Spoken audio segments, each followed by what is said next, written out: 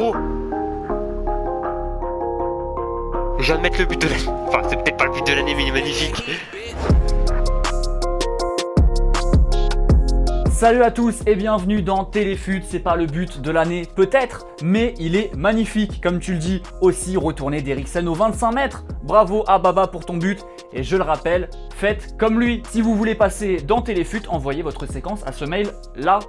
Et bonne chance. Et sinon, ce week-end s'est déroulé le tout premier week-end Fut Champions de l'année avec d'honnêtes performances de nos youtubeurs. Axo s'en sort avec 21 victoires, pas mal. Bruce Granek a joué l'Elite 3 avec 23 victoires, bien joué à lui. Et mention spéciale à AF5, bravo à toi. L'ami, tu termines top 100, 28 victoires avec son terrible Ronaldo, accompagné notamment de Neymar et Mbappé. Bon, moi, j'avais pas la même équipe, a coûté à peu près 100 000 crédits. Pourtant, j'avais bien commencé, j'étais en 17 victoires et 5 défaites pour dégringoler mentalement.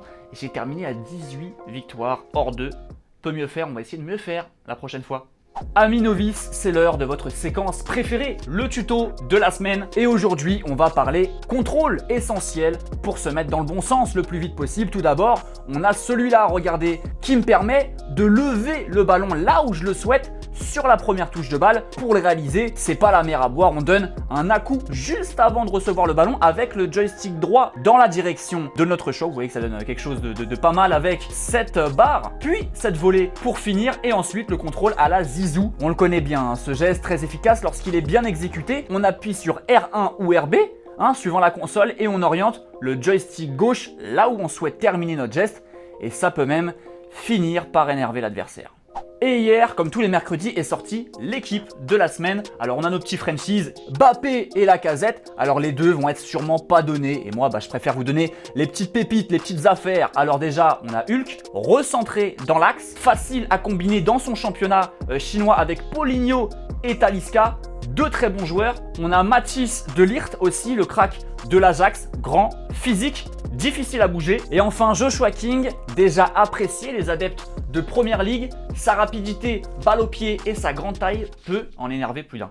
Et il y a quelques jours, j'ai demandé sur Twitter à vous, les followers, de me poser des questions sur le mode FIFA Ultimate Team. Et on va en relever deux aujourd'hui, notamment celle de Spurs qui nous dit: faut-il mieux avoir plusieurs équipes ou une seule pour faire un bon Fut Champions? Alors là, pour le coup, tout dépend. Évidemment, tourner avec deux équipes te fait économiser des crédits car pas besoin de carte forme, mais je te conseillerais de garder une seule et même équipe, mais de vite la changer quand tu sens que ça va pas au lieu d'enchaîner les défaites. Et on a Louis qui me demande le meilleur championnat pour ses équipes hormis la Première Ligue.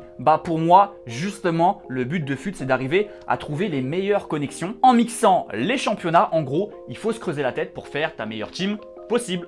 Et c'est déjà la fin de Téléfut et bravo à Romain Finot qui nous a trouvé Lacazette dans le temps imparti concernant la dernière équipe de la semaine. Bravo à toi, tu remportes FIFA 19 sur PS4, mais pour les perdants, ne vous inquiétez pas, on remet FIFA en jeu cette semaine, même principe, même jeu, on trouve le prochain joueur de l'équipe de la semaine prochaine qui arrivera à se démarquer par rapport aux trêves internationales. À vous de jouer. Quant à moi, je vous dis à la prochaine et ciao.